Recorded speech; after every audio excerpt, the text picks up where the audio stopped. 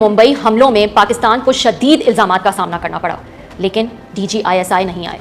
2011 में अमरीकी एबटाबाद में घुसाए उसामा बिन लादेन को ना सिर्फ कत्ल किया बल्कि उसकी लाश भी साथ ले गए, लेकिन डीजी आईएसआई नहीं आए। 2011 में ही मेमो स्कैंडल आया और पाकिस्तान के न्यूक्लियर एसेट्स पे कई इल्ज़ामात लगे, लेकिन डीजी आईएसआई नहीं आए। 2016 में पठानकोट का वाक़या हुआ और बाद में पाकिस्तान और भारत में शदीद टेंशन पैदा हो गई, लेकिन डीजी आईएसआई नहीं आए।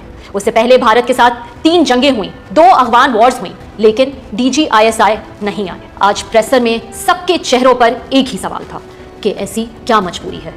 किसी सहाफ़ी ने कहा कि वो क्या मजबूरी थी कि डीजी आईएसआई को आना पड़ा, तो किसी ने कहा कि हम शौक में हैं कि उनको इस तरह से आना पड़ा। किसी ने कहा कि उनकी असूली पोजीशन है कि वो इस तरह से मंजर आम पर नहीं आना चाहते, तो क्या वजह बनी कि उनको आना पड़ा।